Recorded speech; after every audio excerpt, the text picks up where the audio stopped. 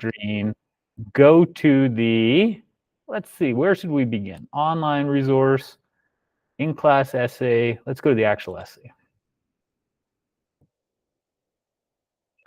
All right.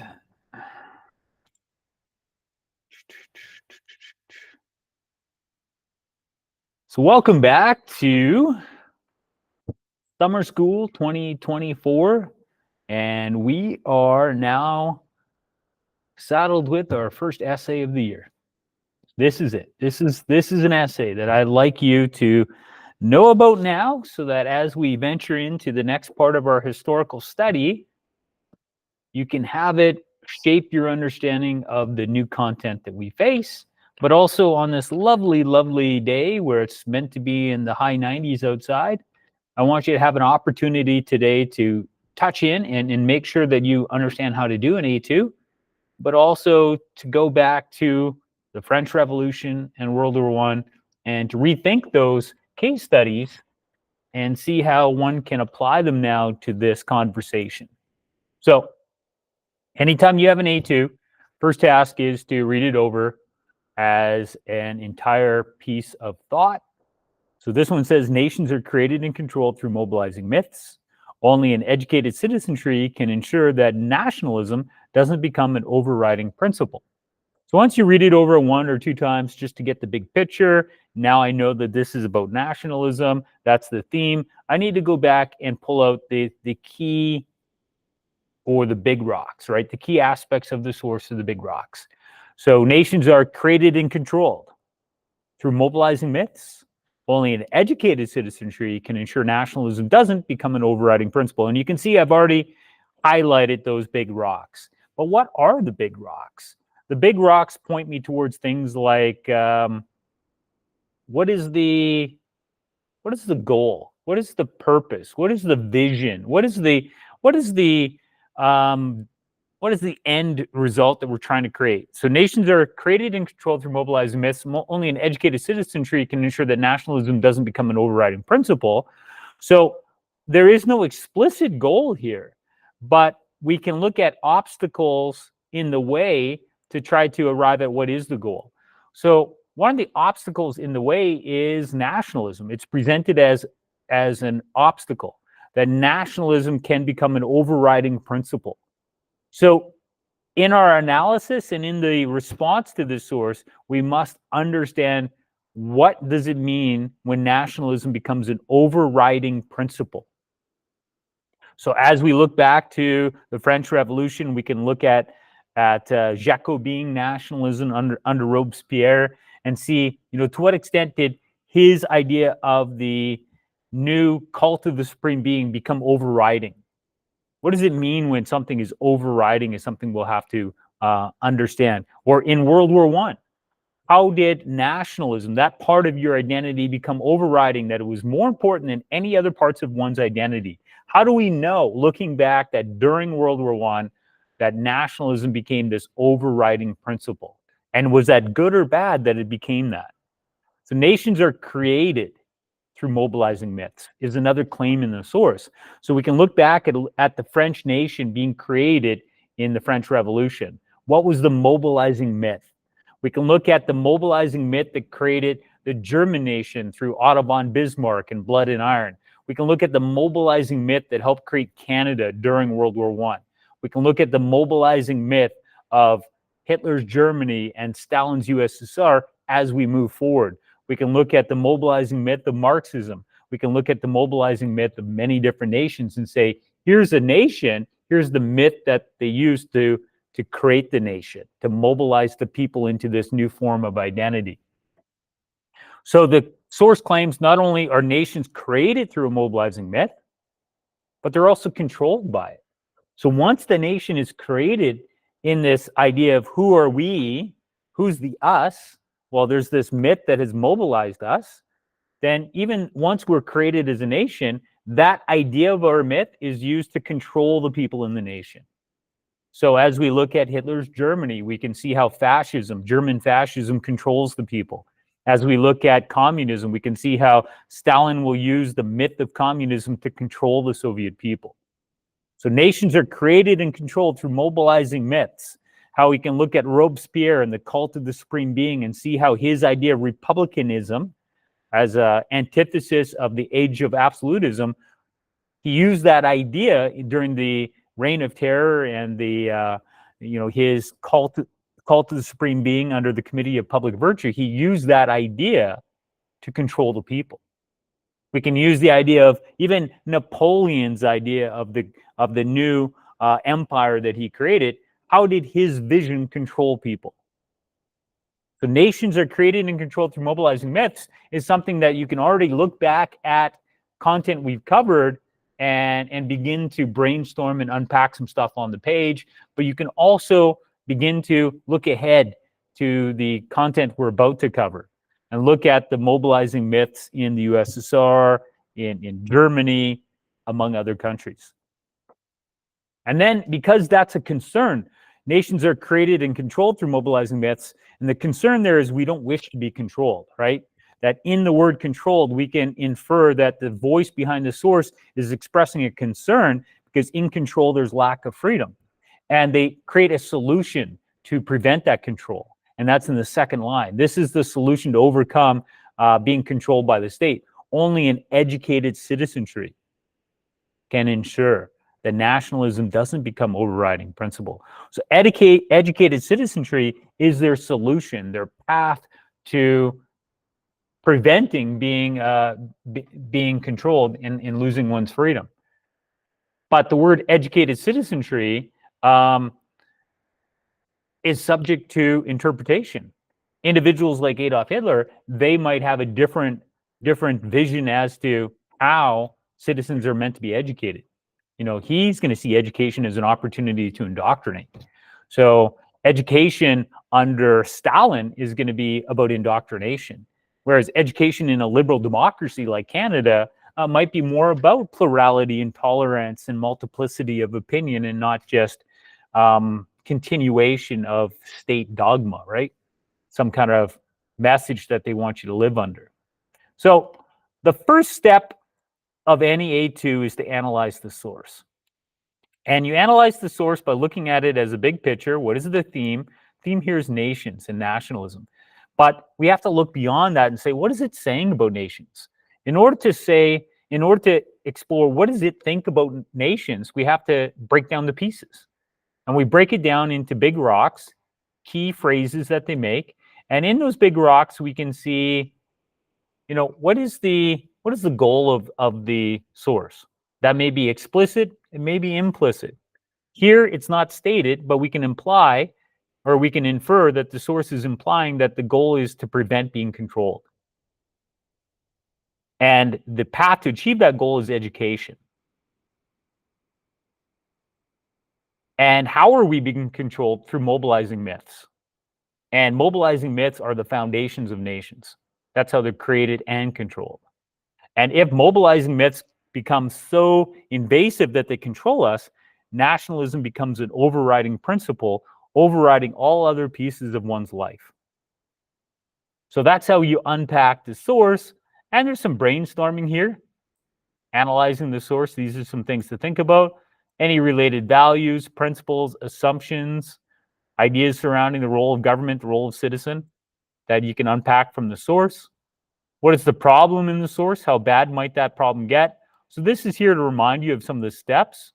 Now, if you look at this essay today and you're like, wow, I'm struggling with these steps, come on in this afternoon between 1 and 3, and you can spend some office hours with me and we can analyze the source a little bit together. Once you've analyzed the source, the next step is always to respond to it. Now, before you can respond to it, you need to do some research. So one of the assumptions in the source is that nations are mobilized through myths. So these are some examples of nations that you could look at. So there's a capitalist nation. That's an economic nation. How do myths around economics create the nation? So what is the myth around economics, around capitalism? The myth is the invisible hand, that self-interest can unlock the true potential or the wealth of a nation. That's their myth. How does that myth control a nation? How does the myth maybe benefit us? How does it hurt us? Same thing with communism. What is the myth of communism? That history is a history of class struggle between the rich and the poor, the bourgeoisie and the proletariat. And in order to overcome that myth, the proletariat need to have an epiphany. They need to rise up and overcome the capitalists. And in that revolution, that violent revolution, seize the means of production. How does it control the nation? How might communism help us? How might it hurt us?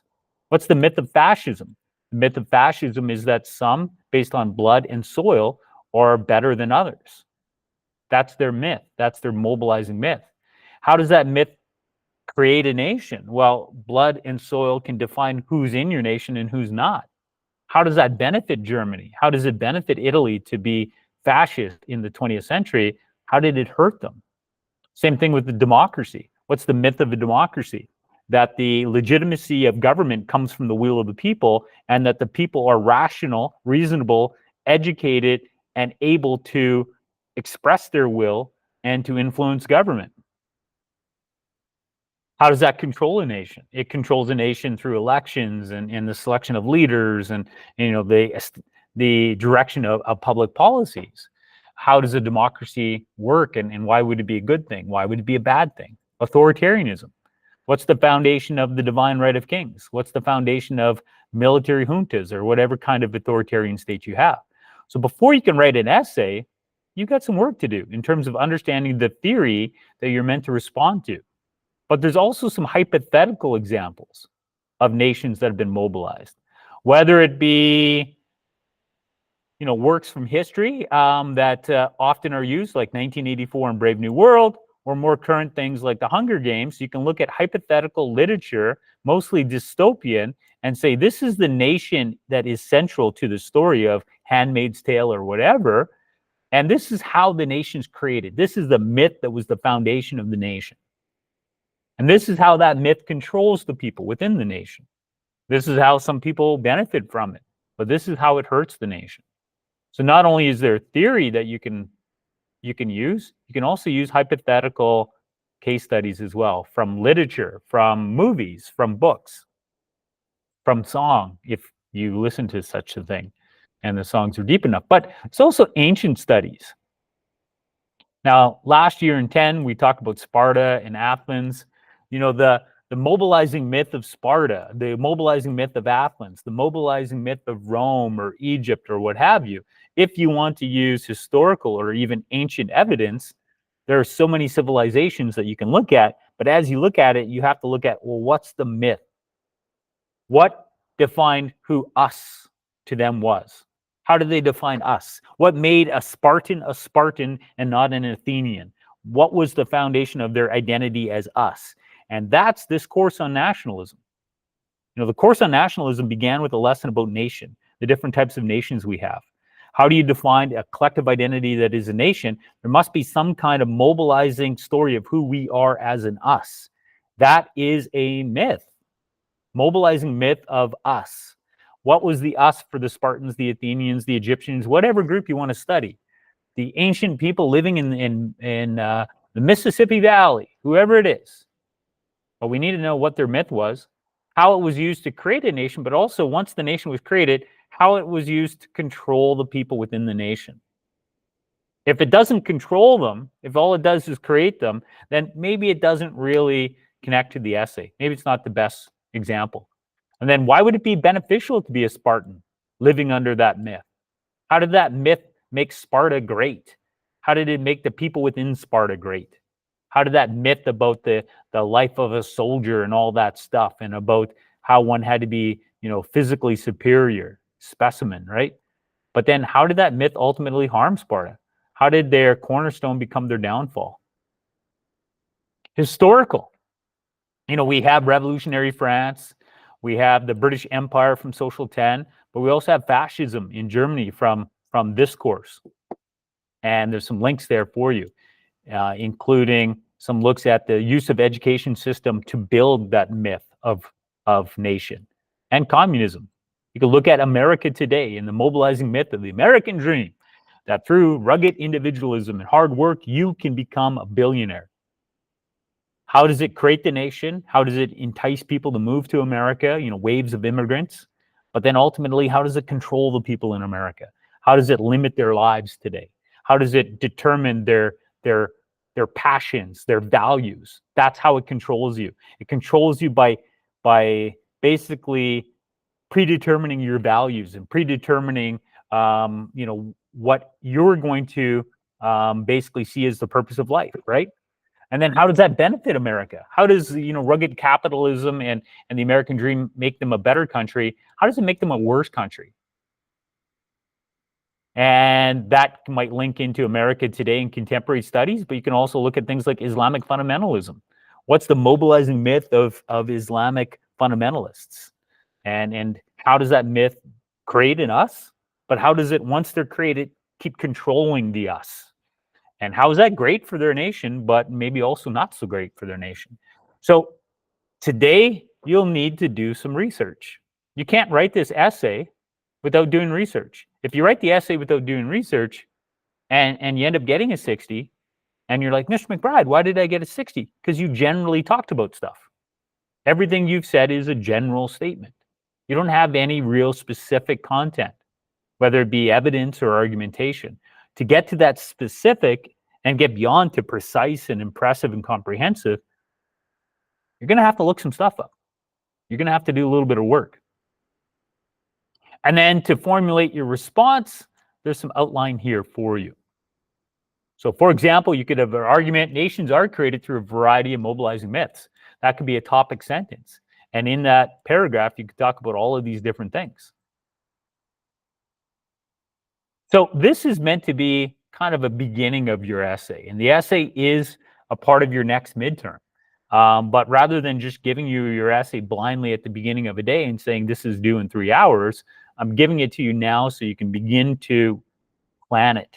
And you can go back, relook at content we've studied, and feed that into the paper. But I also need you to know about this in light of where we're headed, because the key case studies are really about Nazi Germany and Stalin's USSR. But this isn't the only tool to help you today. So other tools that you can look at to help you with this include generally this document, an A2 guide. This goes through the A2 process step by step.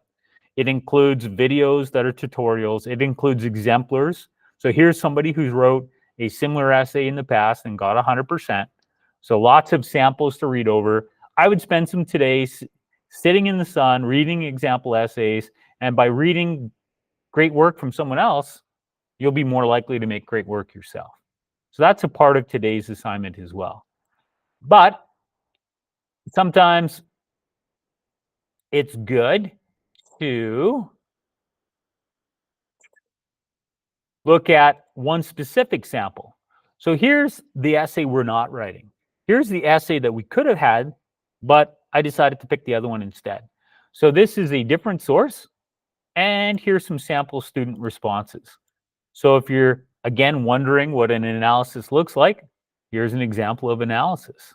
Talks about tone and audience and key terms. Connects these things to nationalism.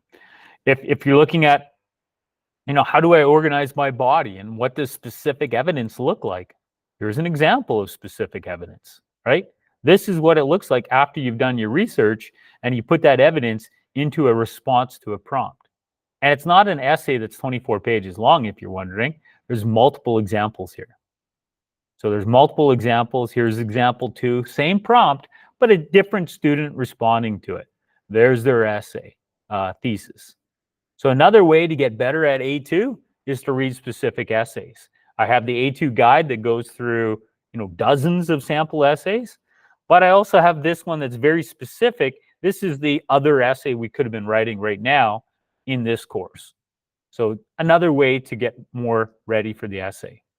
So the purpose of today, we're kind of pausing curriculum for a moment, and not by design, but by luck, today is the warmest day of the year. It's going to get 35 degrees Celsius outside.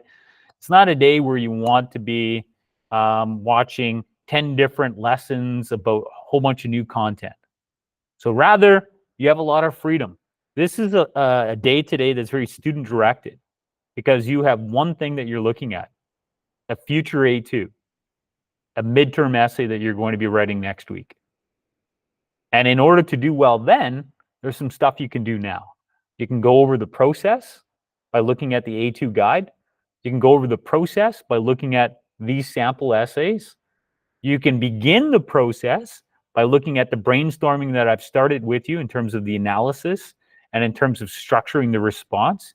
You can continue the process by doing the research, by going back, looking at lessons we've done and saying, how does the French Revolution fit in here? How did the theory behind individualism and collectivism fit in here? Because it certainly does.